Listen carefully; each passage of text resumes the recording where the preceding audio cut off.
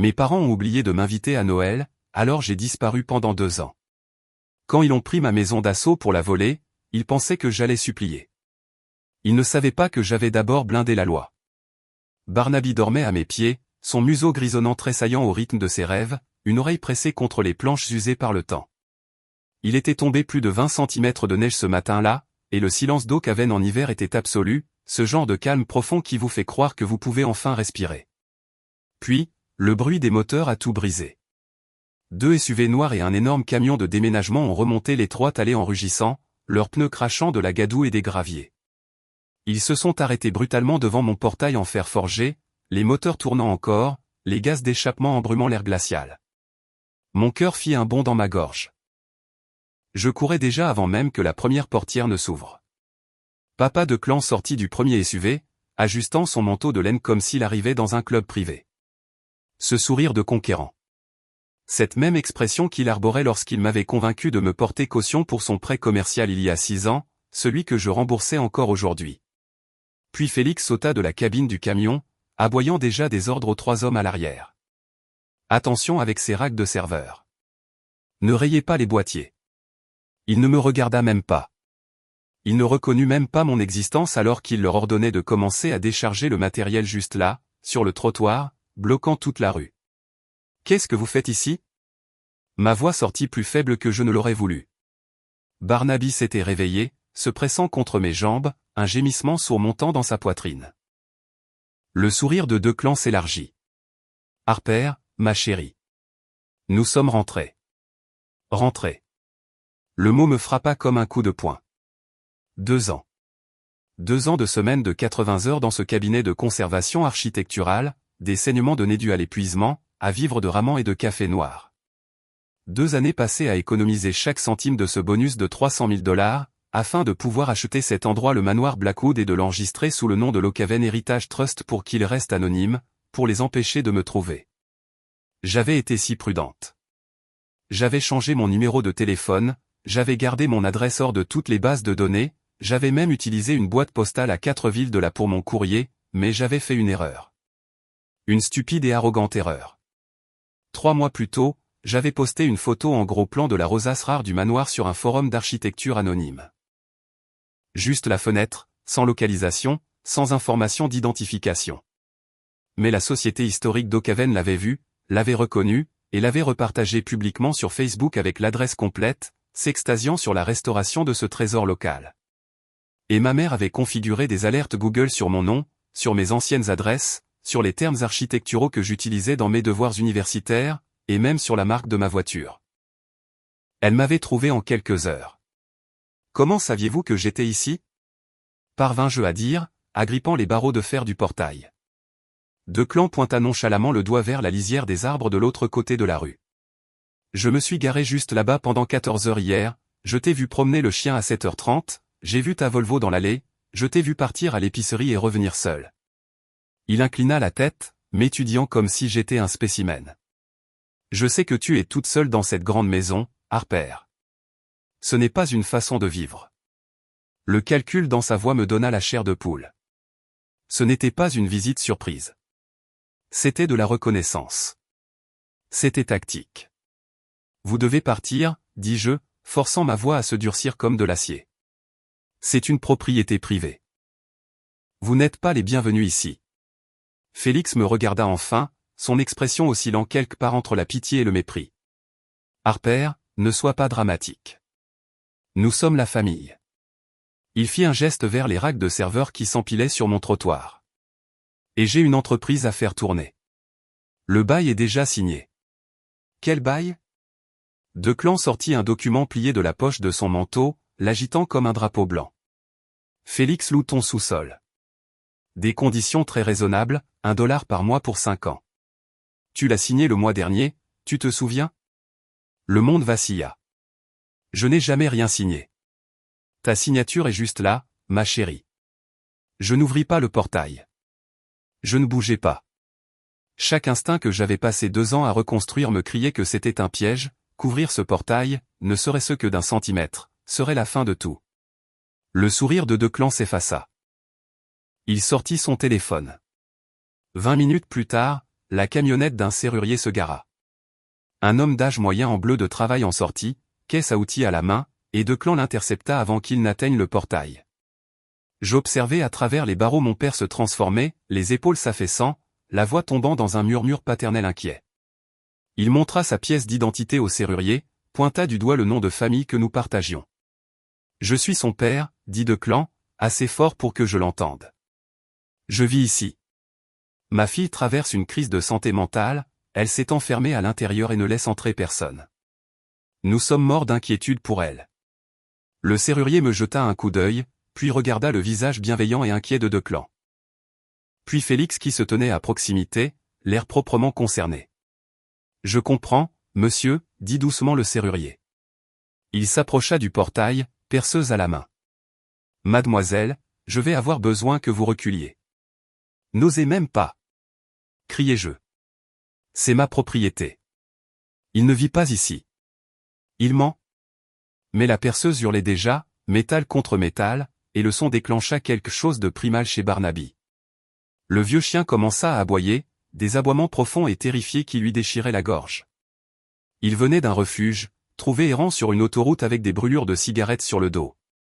Les machines bruyantes le plongeaient encore dans la panique.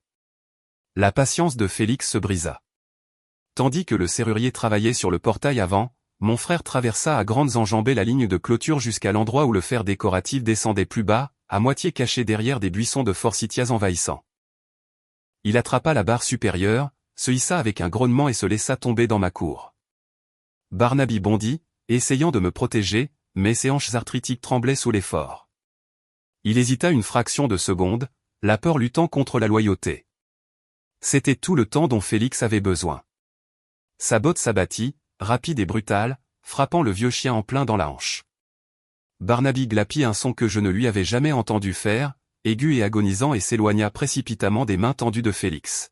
« Barnaby, non !» hurlai-je. Mais Félix avait déjà atteint le loquet intérieur du portail. Il le tourna, et le portail s'ouvrit en grand. Barnaby, terrifié et blessé, fonça droit à travers l'ouverture et sortit sur la route. La route très fréquentée et glacée où les voitures arrivaient en trombe dans le virage aveugle à 60 km/h. Je ne réfléchis pas. Je courus. Derrière moi, j'entendis les moteurs des SUV vrombir. J'entendis le haillon hydraulique du camion gémir. J'entendis Félix rire alors qu'il faisait signe au convoi de passer. Le temps que j'atteigne Barnaby, tremblant dans un banc de neige, les yeux fous de peur, les véhicules de ma famille roulaient déjà à travers mon portail et remontaient mon allée. L'occupation avait commencé. Je revins en trébuchant à travers le portail 15 minutes plus tard, Barnaby tremblant dans mes bras. Il était trop lourd pour que je le porte loin, mais je ne pouvais pas le poser, je ne pouvais pas risquer qu'il s'enfuit à nouveau. L'articulation de sa hanche cliquetait à chaque respiration, et je sentais l'humidité de ses larmes imprégner mon manteau. Declan bloquait ma porte d'entrée, ce contrat de location maintenant brandi comme un bouclier. « Je suis content que tu sois revenu, Harper. » Parlons de ça raisonnablement. Il fit un geste vers la porte ouverte derrière lui, d'où je pouvais entendre l'équipement lourd racler mes sols. Félix installe juste son opération au sous-sol, très calme, très professionnel, tu ne sauras même pas que nous sommes là. Je le bousculai pour passer, Barnaby toujours serré contre ma poitrine. La porte en chêne, ma magnifique porte en chêne restaurée, était grande ouverte, laissant entrer le froid. La neige fondait déjà sur les parquets d'origine. « Sortez, dis-je. Vous tous. Sortez de ma maison. » L'expression de Declan changea pour quelque chose de presque paternel. « Harper, je sais que tu es contrarié, mais regarde ça. » Il lissa le document de location contre le cadre de la porte. « C'est un accord légal. Félix loue le sous-sol pour $1 par mois, terme de 5 ans. Ta signature, ton témoin, tout est correctement notarié. » Je posai enfin Barnaby sur le sol, mes bras me brûlant. Le vieux chien boita immédiatement vers le coin et s'effondra en gémissant. Je regardai le bail. La signature ressemblait à la mienne. Le tampon du notaire était net et officiel. La date remontait à 6 semaines, un mardi, alors que j'étais à une conférence sur la conservation à Boston. C'est un faux, dis-je sèchement. J'étais à Boston ce jour-là. Je n'ai jamais signé ça. Ce n'est pas ce que dit le document. Je me fiche de ce qu'il dit. C'est un faux, et vous le savez. Félix émergea de la porte du sous-sol, essuyant la poussière de ses mains sur son jean. Il tenait un voltmètre. Qu'est-ce que tu fais en bas? Exigeai-je. Je vérifie juste la capacité de charge, dit Félix, sa voix dédaigneuse. Les vieilles maisons ont un câblage terrible. Je dois m'assurer que les circuits peuvent supporter les machines.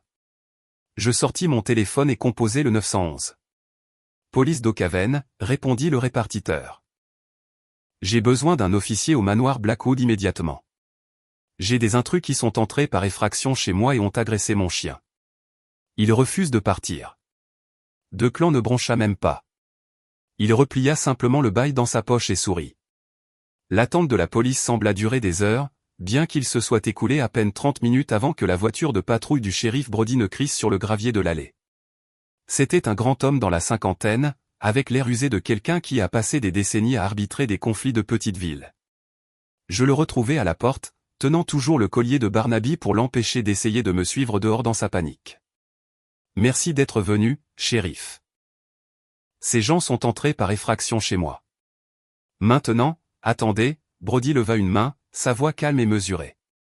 Il regarda par-dessus mon épaule vers Declan, qui s'était positionné dans le hall d'entrée comme s'il était propriétaire des lieux. Monsieur, êtes-vous réside ici?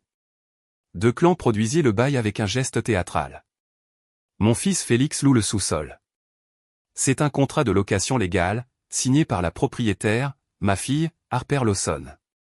Brody prit le document, l'étudia attentivement, regarda la signature, le sceau du notaire, les conditions. Mademoiselle Lawson, est-ce votre signature? Non, c'est un faux. Je n'ai jamais rien loué à personne. C'est ma maison, et ils n'ont aucun droit légal d'être ici. L'expression du shérif changea, non pas antipathique, mais résignée. Madame, je comprends votre frustration, mais cela semble être une affaire civile. Votre frère a un contrat de location qui semble valide à première vue.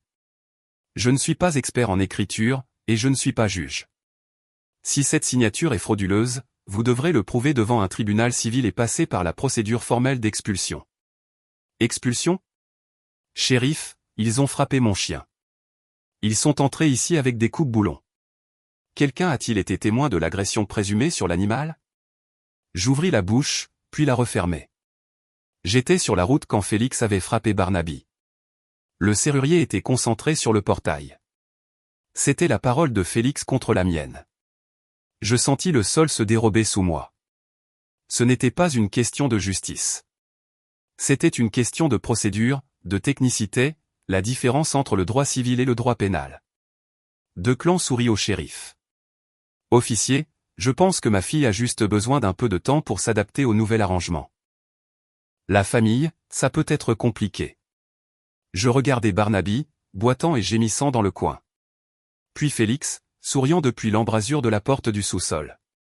Et enfin mon père, jouant au patriarche raisonnable. Et je réalisai que la loi était utilisée comme une arme pour protéger les gens qui me faisaient du mal. Très bien, dis-je doucement. Shérif, merci pour votre temps.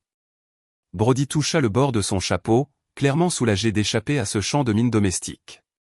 Arrangez ça entre vous, et s'il vous plaît, restez civil. Alors que Brody se tournait pour partir, je sortis mon téléphone. Ma liste de contacts les contenait toujours tous. Maman, papa, Félix. Je fis défiler ces noms et trouvai le numéro que Sterling Van m'avait donné lorsqu'il m'avait aidé à créer l'Okaven Heritage Trust. Je mis Sterling sur haut-parleur pour que Declan puisse entendre chaque mot. La voix de mon avocat remplit le hall, précise et tranchante. Monsieur Lawson, dit Sterling, son ton cordial mais bordé d'acier. Je suis sûr que vous savez que Harper Lawson n'est pas la propriétaire légale de Blackwood Manor. La propriété est détenue en fiducie par l'Okaven Heritage Trust, une entité à but non lucratif enregistrée. Harper est l'administratrice, pas la propriétaire. Declan se figea. Sterling continua. Ce qui signifie que ce contrat de location, celui avec la signature de Harper, est invalide, quelle que soit son authenticité. Harper ne peut pas louer une propriété qu'elle ne possède pas personnellement. Tout contrat de location devrait être exécuté par la fiducie elle-même, avec l'approbation appropriée du conseil et la documentation adéquate. J'observai le visage de mon père passer par la confusion, la colère, et enfin le calcul. De plus, ajouta Sterling, si cette signature est contrefaite, comme le prétend Harper, alors vous avez utilisé des documents frauduleux pour obtenir l'accès à une propriété de la fiducie. Ce n'est pas une affaire civile, monsieur Lawson. C'est une intrusion criminelle dans une entité à but non lucratif, un crime dans cet état. Le sourire de Félix disparut. Papa, de quoi il parle? Declan leva une main, le faisant taire. C'est un malentendu familial. Je ne suis pas confuse, dis-je doucement. Shérif Brody? Le shérif s'était arrêté sur le porche. Il se retourna, son expression se durcissant alors qu'il assimilait les mots de l'avocat. L'intrusion dans une fiducie était une toute autre affaire. Monsieur Lawson, dit Brody en rentrant à nouveau. Si vous ne pouvez pas prouver que vous avez un accord avec la fiducie, je vais devoir vous demander de quitter les lieux jusqu'à ce que cela soit vérifié par un tribunal. Le masque de Declan glissa. Pendant juste un moment, je vis la rage en dessous. Tu fais une erreur, Harper, dit-il calmement. La famille est censée s'entraider. Dis ça à ton avocat, répondis-je. Les lourds nuages donnaient à la journée un air plus tardif qu'elle ne l'était alors qu'ils remontaient dans leur véhicule. Ils se dirigeraient vers le motel Inchtown. Félix s'arrêta sur le seuil, me lançant un dernier regard. Profite de l'obscurité, petite sœur. Je ne compris pas ce qu'il voulait dire jusqu'à ce que je ferme la porte et la verrouille. Le silence revint dans la maison, mais quelque chose clochait. Le bourdonnement du réfrigérateur avait disparu. L'écran du thermostat dans le couloir était vide. Je courus au sous-sol. Le panneau principal des disjoncteurs était ouvert. Félix n'avait pas juste vérifié la capacité. Il avait sectionné les fils d'alimentation principaux de la chaudière et du circuit de la cuisine. Il avait saboté le système de chauffage avant même que le shérif ne franchisse la porte. Je m'enveloppais dans des couvertures et m'assis par terre à côté de Barnaby, tremblant tous les deux. Dehors, la température chuta à -20 degrés. À l'intérieur, je supprimais maman et papa de mes contacts d'urgence et enregistrais Sterling Van dans mes favoris. La bataille venait juste de commencer. La maison ressemblait à un tombeau. Je me réveillai le deuxième jour, enveloppé dans 3 couvertures sur le canapé du salon, mon souffle formant un nuage dans l'air glacial. Barnaby était pressé contre mes jambes, frissonnant malgré la vieille courte pointe que j'avais bordée autour de lui. Les radiateurs victoriens restaient silencieux et froids, la ferronnerie élaborée n'étant plus que des cercueils décoratifs pour un système de chauffage que Félix avait assassiné. J'avais appelé 4 électriciens la veille au soir. 3 n'avaient pas répondu. Le 4e avait écouté ma description des dégâts et avait dit qu'il ne pourrait pas venir avant le nouvel an une semaine plus tard. Tout le monde était complet, ou parti, ou réticent à conduire jusqu'à Oakhaven dans la neige pour un appel d'urgence. Alors je m'assis dans le froid et fis la seule chose que je pouvais faire. Je documentais tout. Des photos du panneau électrique, des fils pendant comme des artères sectionnées, des gros plans de la hanche de Barnaby, l'hématome maintenant violet foncé sous sa fourrure. Des captures d'écran de l'acte de propriété montrant l'Oakhaven Heritage Trust comme propriétaire légal, le faux contrat de location photographié sous tous les angles. J'étais en train de télécharger les fichiers sur un lecteur cloud sécurisé quand mon téléphone sonna. Numéro inconnu. Mademoiselle Lawson?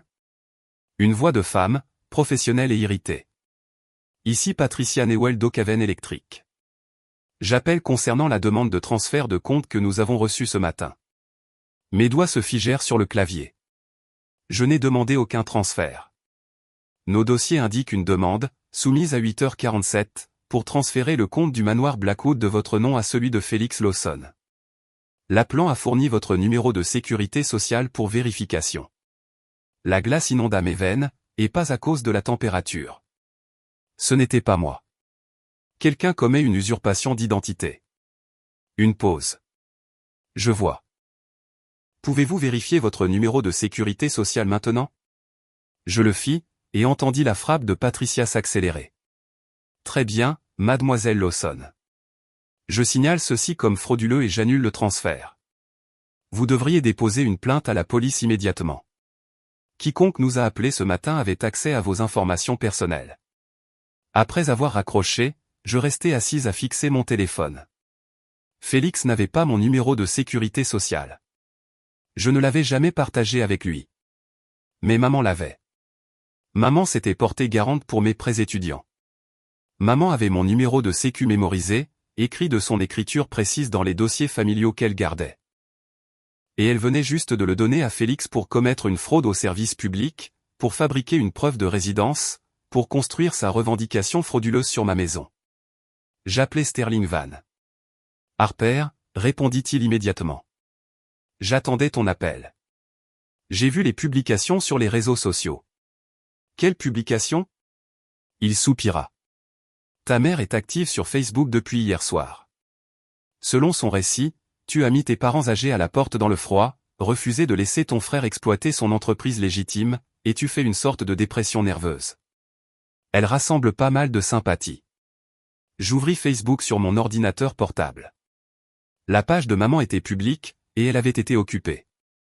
Cœur brisé ce soir, disait son dernier post.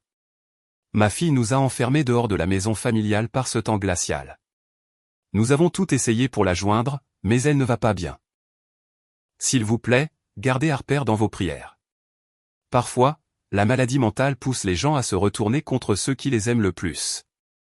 300 réactions. 87 commentaires. La plupart exprimant inquiétude et sympathie. Je fermai l'ordinateur avant de pouvoir lire les commentaires. Harper? La voix de Sterling me ramena. Tu es toujours là? Il mente surtout. Je sais. C'est pourquoi nous allons les frapper avec tout ce que nous avons. Son ton changea pour quelque chose de tranchant comme un rasoir. La fraude au service public nous donne des munitions. Je veux que tu déposes une plainte à la police immédiatement pour vol d'identité. Ensuite, nous déposons une plainte auprès de la FTC. Ce n'est plus seulement à propos de ta maison. Félix vient de commettre un crime fédéral. Est-ce que ce sera suffisant? C'est un début. Mais Harper, j'ai besoin que tu comprennes quelque chose. Ta famille se bat salement parce qu'ils sont désespérés. Félix a été expulsé de son dernier logement il y a 6 mois. Il doit plus de $8 000 d'arriérés de loyer. Le crédit de tes parents est détruit. Ils n'ont plus d'options, plus d'argent, et ils voient ta maison comme leur dernière chance. Alors qu'est-ce que je fais? Tu deviens une forteresse. Chaque mouvement qu'ils font, nous le compterons. Chaque mensonge qu'ils racontent, nous le documentons. Et surtout, nous les rendons radioactifs. Il marqua une pause. As-tu envisagé de rendre ça public? Public comment? Le conseil de zonage d'Okaven se réunit virtuellement demain matin. Je dépose une plainte d'urgence ce soir. Félix veut gérer une opération de minage de crypto-monnaie, une installation industrielle dans un quartier historique de classe A. C'est une violation directe des codes de préservation. Je sentis quelque chose bouger dans ma poitrine, pas tout à fait de l'espoir, mais proche. Ils vont le faire fermer? Ils vont le mettre sur liste noire. Et plus important encore, ce sera un dossier public. Ta mère veut jouer le jeu de la sympathie?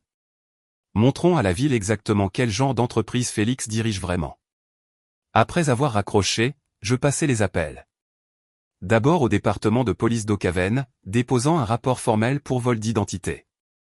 Puis à la Commission fédérale du commerce, documentant la fraude au service public.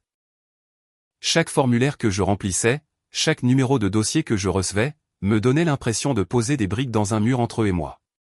Je faisais chauffer de la soupe sur un réchaud de camping, le seul moyen de cuisiner sans électricité, quand mon téléphone vibra avec un texto d'un vieil ami de fac qui vivait encore en ville. Harper. Attention. J'ai vu ton frère et ton père à la quincaillerie Clarkson cet après-midi. Ils achetaient des coupes-boulons et posaient des questions sur les serrures de portail. Ils avaient l'air intenses. Tu vas bien? Ma main se serra sur le téléphone. Des coupes-boulons. Il prévoyait une autre effraction. Mais cette fois, il n'aurait pas l'excuse d'une urgence de santé mentale ou d'un faux bail derrière lequel se cacher. Cette fois, ce serait une intrusion criminelle pure et indéniable. Je transférai le texto à Sterling, puis marchai à travers la maison sombre et glaciale pour vérifier chaque verrou, chaque fenêtre. Barnaby boitait derrière moi, gémissant doucement, sentant ma peur. C'est bon mon garçon, chuchotai-je, passant ma main sur sa tête grisonnante. On va s'en sortir. Mais je n'étais pas sûr d'y croire. Dehors, le vent hurlait à travers les arbres nus.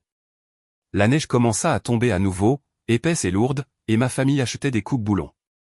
Le conseil de zonage d'Okaven se réunit par vidéoconférence le lendemain matin à 10 heures. J'étais assise dans mon salon glacial, l'ordinateur portable en équilibre sur mes genoux, regardant la galerie de visages remplir l'écran. Sterling apparut dans sa propre fenêtre, vêtu d'un costume bien qu'il travaille depuis chez lui. Point 7 de l'ordre du jour, annonça la présidente du conseil, une femme sévère nommée Margaret Rodd. Plainte d'urgence concernant la préservation du 1847 Blackwood Manor, déposée par Sterling Van au nom de l'Okaven Heritage Trust.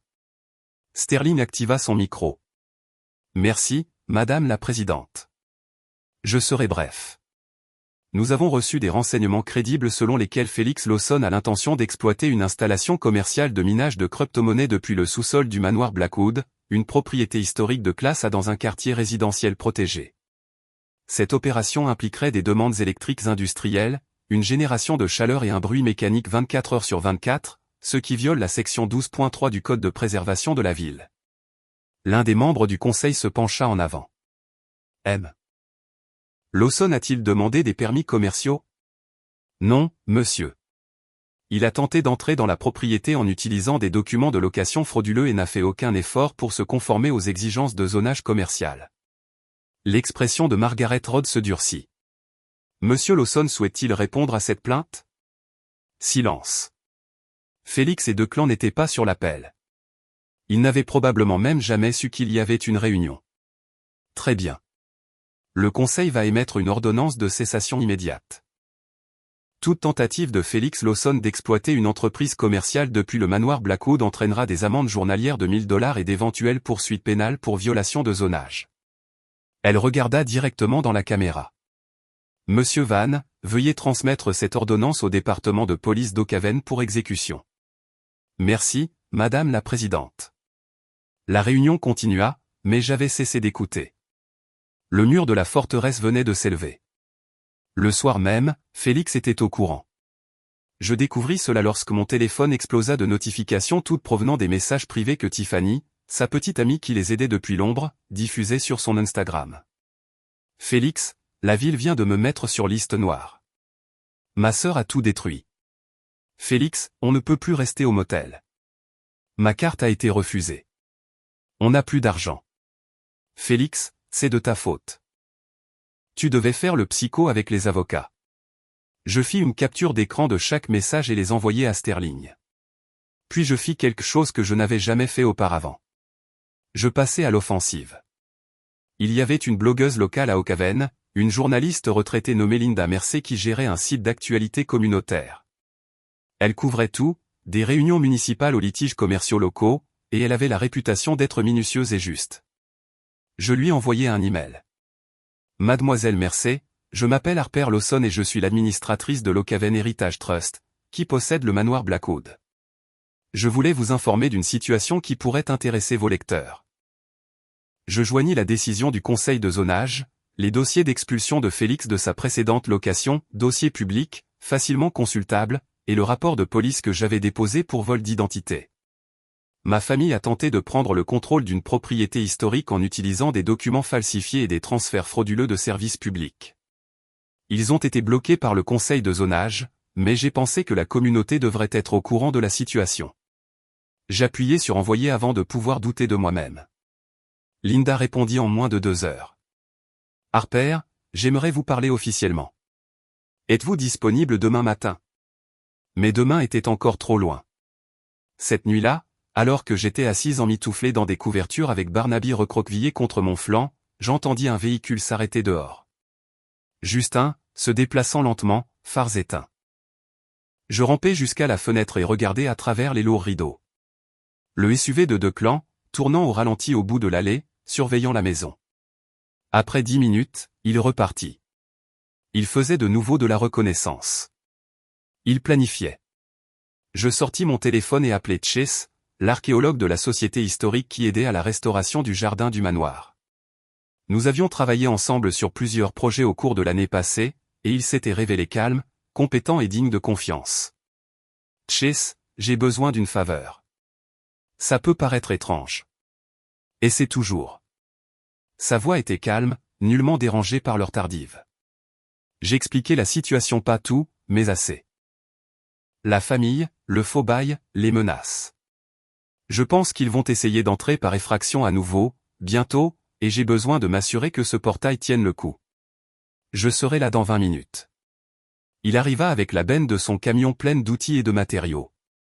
Ensemble, nous renforçâmes le portail discrètement, ajoutant des renforts internes qui ne seraient pas visibles de la rue, installant un cadenas à usage intensif qui ne pourrait pas être percé facilement. Rien de dramatique, rien qui ne télégraphierait nos préparatifs. Harper, dit-il alors que nous travaillions, son souffle formant de la buée dans le froid, tu sais que tu n'as pas à affronter ça toute seule, n'est-ce pas? Je le regardais vraiment pour la première fois depuis des mois. Les mains sûres, l'attention minutieuse aux détails, la façon dont il avait tout laissé tomber pour m'aider sans poser de questions. Merci, dis-je doucement. Je le pense vraiment. Si tu as besoin de quoi que ce soit. En fait, l'interrompis-je, une idée se cristallisant. Il y a quelque chose. Le réveillon du Nouvel An. Tu es libre? Le lendemain matin, l'article de Linda Mercer était en ligne sur son site. Un conflit de propriété historique tourne au vinaigre. Une famille accusée de fraude et de violation de zonage. L'article était scrupuleusement équitable, elle avait même contacté de Clan pour un commentaire, bien qu'il ait refusé mais les faits parlaient d'eux-mêmes.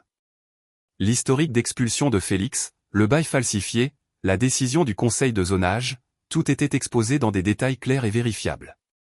La section des commentaires se remplit en 1 heure. La sympathie de la ville pour ma famille, sans abri, s'évapora à mesure que les gens réalisaient ce qui se passait réellement. Mon téléphone vibra avec un texto d'un numéro inconnu.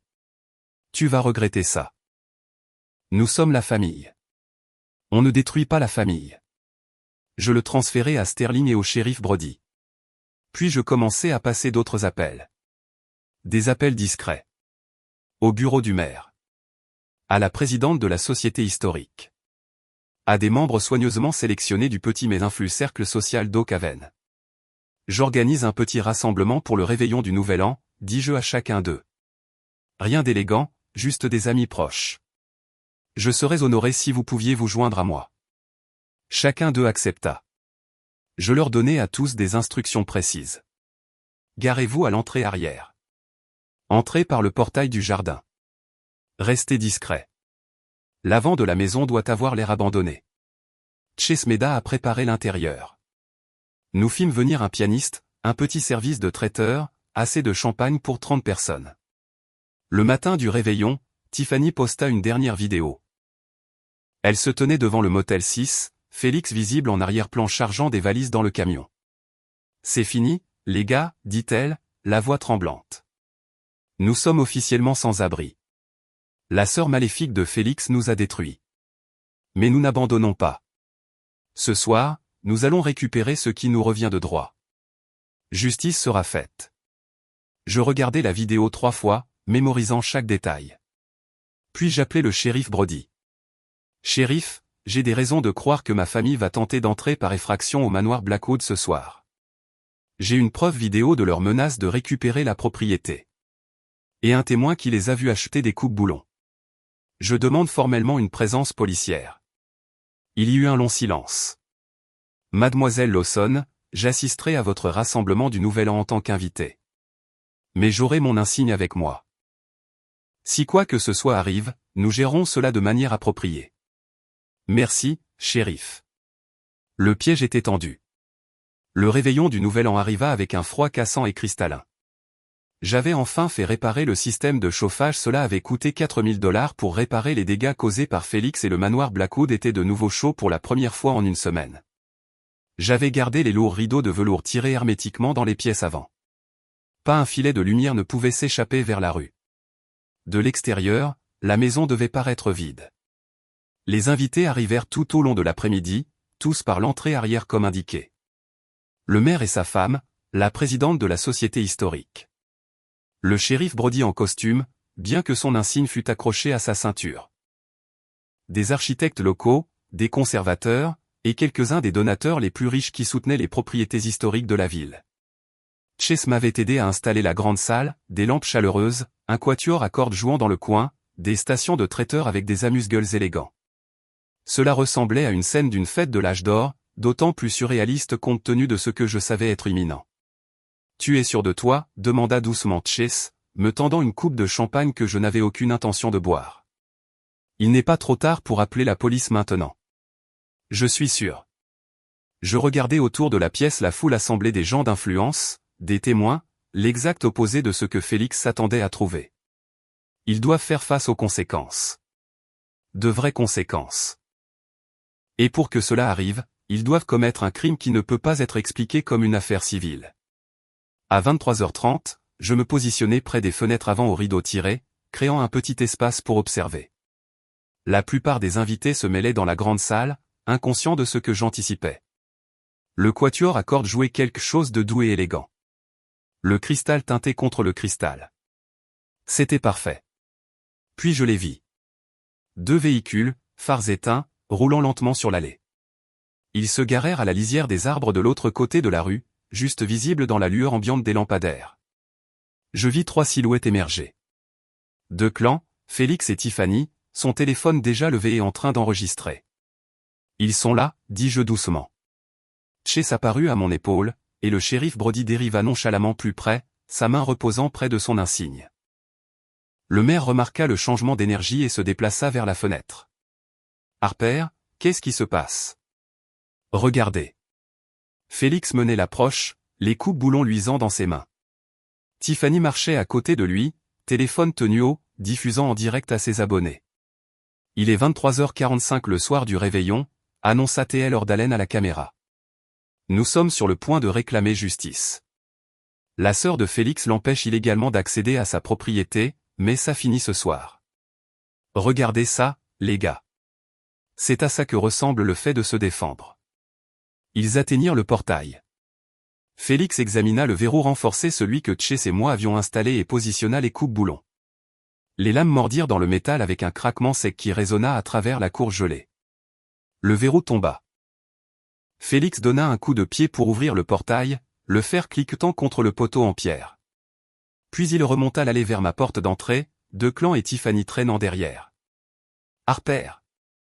La voix de Félix tonna à travers la propriété. Je sais que tu es là-dedans. C'est ma maison maintenant. Tu ne peux plus te cacher. Il atteignit la porte en chêne, ma magnifique porte en chêne minutieusement restaurée, et donna un coup de pied. 1 fois. 2 fois. Le cadre tint bon. Mais au 3e coup, le mécanisme de la serrure céda et la porte s'écrasa vers l'intérieur. Félix fit irruption dans l'entrée, les coupe-boulons toujours serrés dans une main, le visage rouge de rage et de triomphe. Harper. Il n'y a nulle part où. Il se figea. L'entrée était inondée de la lumière dorée et chaude provenant de la grande salle au-delà, et se tenant là, coupe de champagne à la main, se trouvaient 30 des citoyens les plus éminents d'Okaven. La pièce tomba dans un silence terrifié. Les invités baissèrent leurs verres, reculant alors que la porte d'entrée tremblait sous les coups. Le quatuor à cordes avait cessé de jouer brusquement. Félix restait là, haletant, les coupe-boulons paraissant obscènes dans cette pièce élégante. Il fixa le maire, la présidente de la société historique, les donateurs les plus riches de la ville, et le shérif Brody, dont la main reposait maintenant ouvertement sur son insigne. Le seul son était celui du téléphone de Tiffany qui enregistrait toujours, diffusant toujours en direct cette erreur de calcul catastrophique à ses 18 000 abonnés. Félix Lawson, dit le shérif Brody, posant sa coupe de champagne et s'avançant. Sa voix était calme, presque douce. Vous êtes en état d'arrestation. Ce n'est pas j'ai un bail. Vous avez des documents falsifiés. Vous avez une ordonnance de cessation du conseil de zonage. Et maintenant, vous venez de commettre une effraction avec des outils de cambriolage devant 3 douzaines de témoins. Brody sortit ses menottes de sa ceinture. Ce n'est plus une affaire civile. 2 clans essaya de s'avancer, pour jouer au médiateur, les mains levées dans un geste d'apaisement. Officier, s'il vous plaît. C'est juste un malentendu familial. Monsieur Lawson, l'interrompit Brody. J'ai aussi des mandats d'arrêt pour vous. Faux et usage de faux. Complot en vue de commettre une fraude. Usurpation d'identité. Venez par ici, s'il vous plaît. Je me tenais sur le palier du grand escalier, les regardant d'en haut. Les yeux de Félix trouvèrent les miens, et pendant un moment, je vis quelque chose ressemblant presque à du désespoir. Harper, s'il te plaît. Nous sommes la famille. Tu ne peux pas faire ça. Monsieur de Clan-Lawson, dis-je doucement, ma voix portant dans le silence soudain. Veuillez adresser toutes vos futures communications à mon avocat. 2 autres voitures de patrouille s'arrêtèrent dehors, lumière rouge et bleue clignotant sur la neige. 4 officiers entrèrent par l'embrasure de la porte brisée. Félix fut menotté en premier. Effraction. Intrusion criminelle. Possession d'outils de cambriolage. Cruauté envers les animaux pour l'incident avec Barnaby. L'accusation de vol d'identité pour la fraude au service public. De Clan fut le suivant. Faux. Complot. Fraude. Tiffany se tenait dans l'embrasure de la porte, tenant toujours son téléphone, regardant tout se dérouler sur son propre livestream. Les commentaires défilaient plus vite qu'elle ne pouvait les lire, mais je pouvais voir son visage pâlir alors qu'elle réalisait ce qu'elle venait de diffuser. Elle regarda Félix. Les menottes. La foule qui regardait. Je ne savais pas Félix. Tu as dit que c'était légal. Tu as dit. Tiffany, non. Commença Félix. Mais elle reculait déjà. C'est fini, dit-elle sèchement. Je ne tombe pas avec toi. Elle se tourna et courut vers le portail, son téléphone diffusant toujours sa fuite. Le shérif Brody accompagna Félix et De Clan dehors, leur lisant leurs droits dans l'air froid de la nuit. Je regardais depuis l'embrasure de la porte alors qu'ils étaient chargés dans des voitures de patrouille séparées, les lumières bleues peignant la neige. Félix regarda en arrière une fois, son expression illisible à travers la vitre. Puis les voitures démarrèrent, pneus crissant sur la glace, et ils furent partis. Le maire s'éclaircit la gorge derrière moi. Harper, je suis tellement désolé que vous ayez dû traverser cela. Je me tournai vers la foule rassemblée, vers les visages inquiets et les conversations feutrées. Merci à tous d'être ici. Je sais que ce n'était pas la célébration du Nouvel An à laquelle vous vous attendiez. Au contraire, dit la présidente de la Société historique, levant son verre. Je pense que nous venons d'être témoins de la justice. À Harper Lawson, et au manoir Blackwood. Les autres levèrent leurs verres. À Harper. Chase était à mes côtés à ce moment-là, sa main douce sur mon épaule. Ça va? Je regardais autour de moi la porte brisée, la neige éparse fondant sur mes sols, les coupes-boulons gisant dans mon entrée comme une arme abandonnée. Puis je regardais les gens remplissant ma maison, pas des envahisseurs, mais des invités que j'avais choisis. Des gens qui s'étaient portés témoins de ma résistance. Oui, dis-je, et je réalisais que je le pensais vraiment. Ça va. Dehors, minuit sonna. Quelque part au loin, des feux d'artifice commencèrent à éclore contre le ciel d'hiver. Le siège était terminé. 5 mois plus tard, le printemps arriva à Oakhaven. Les jardins du manoir Blackwood explosèrent de tulipes colorées et de jonquilles poussant à travers la terre dégelée, les cornouillers déployant leurs fleurs blanches contre un ciel si bleu qu'il faisait mal aux yeux. La neige lourde n'était plus qu'un souvenir, remplacé par des brises chaudes qui portaient l'odeur des lilas à travers les fenêtres ouvertes. J'étais assise dans le jardin avec une tasse de thé, mon ordinateur portable en équilibre sur une table en fer forgé, examinant les propositions de restauration pour la remise à carrosse. Mais le travail ne semblait plus urgent. Cela ne ressemblait plus à de la survie. Cela ressemblait à ce que c'était censé être, un travail d'amour. Un projet que je choisissais parce que je le voulais, pas parce que je fuyais quelque chose. Barnaby était couché dans une tache de soleil près de mes pieds, son museau gris reposant sur les bottes de Chase. La hanche du vieux chien avait bien guéri, bien qu'il boitât encore les matins froids. Mais la peur avait disparu. Le tressaillement quand des hommes s'approchaient, la panique au bruit fort, tout cela s'était progressivement estompé au cours des mois d'hiver. Maintenant, il dormait paisiblement tandis que Chase travaillait, brossant soigneusement la terre d'un fragment de poterie qu'il avait trouvé près du vieux mur du jardin. On dirait du Wedgwood, murmura Chase, tenant la pièce à la lumière. Probablement des années 1880 vu le motif, vos résidents de l'ère victorienne avaient bon goût. Ils enterraient aussi leurs ordures dans les parterres de fleurs, fis-je remarquer. Il sourit. Les archéologues appellent ça enrichir le dossier historique. Je souris en le regardant travailler. Au cours de l'hiver, alors que les conséquences juridiques du réveillon du Nouvel An se déroulaient, Chase était devenu une présence constante. Pas intrusif, ne poussant jamais, juste. Là. M'aidant à réparer la porte d'entrée, apportant du café quand je devais faire des dépositions, restant assis avec Barnaby quand je devais rencontrer des avocats. quelque part en chemin, collègue était passé à ami, puis à quelque chose qui n'avait pas encore d'étiquette claire, quelque chose qui me faisait me sentir en sécurité au lieu de piéger. La plaque en laiton sur le portail avant captait la lumière du soleil, sa gravure nette et claire. Propriété de l'Okaven Heritage Trust. Sur invitation seulement.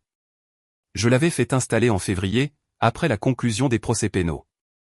Félix avait plaidé coupable pour éviter une peine plus longue 18 mois en sécurité minimale, plus restitution et probation. Deux clans avaient essayé de contester l'accusation de faux, mais les preuves étaient accablantes. Il avait pris 2 ans. Maman n'avait jamais été inculpée. Elle avait plaidé l'ignorance, dit qu'elle avait juste essayé d'aider son fils, qu'elle ne savait pas que les documents étaient falsifiés ou que Félix prévoyait de commettre une fraude. Les procureurs n'avaient pas pu prouver le contraire. Mais elle avait arrêté d'appeler. Arrêté de poster sur Facebook à propos de sa fille ingrate.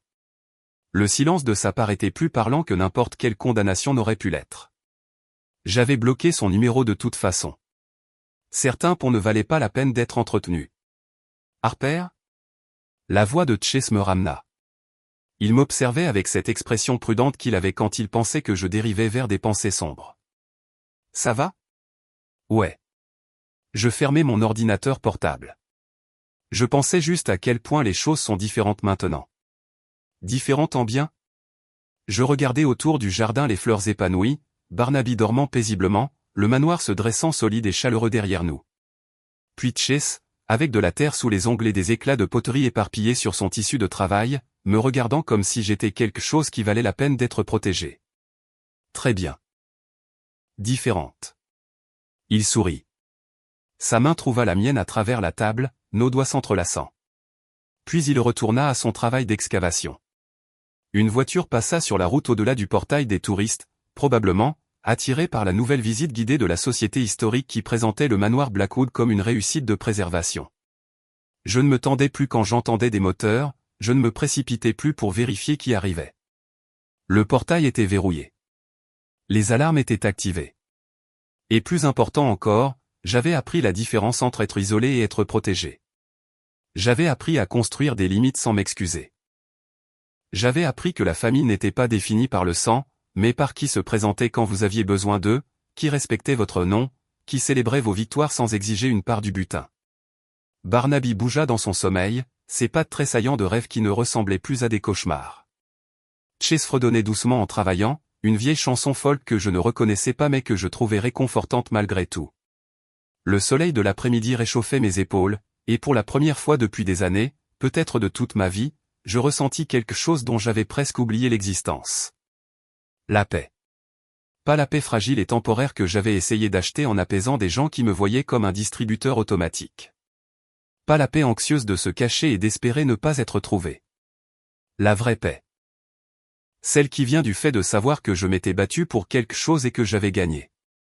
Celle qui vient du choix de qui je laissais passer mes portes et qui je gardais dehors. Celle qui vient de la compréhension finale que se protéger n'était pas égoïste, c'était nécessaire. Je serrai la main de Chase, et il serra la mienne en retour, ses yeux se plissant dans un sourire même s'il restait concentré sur son travail. Derrière nous, le manoir Blackwood montait la garde, ses fenêtres étincelant dans la lumière du printemps. Plus une forteresse assiégée, mais une maison ma maison. Et cette fois, le portail qui la protégeait n'était pas là pour cacher la peur, mais pour abriter le bonheur que j'avais construit à l'intérieur.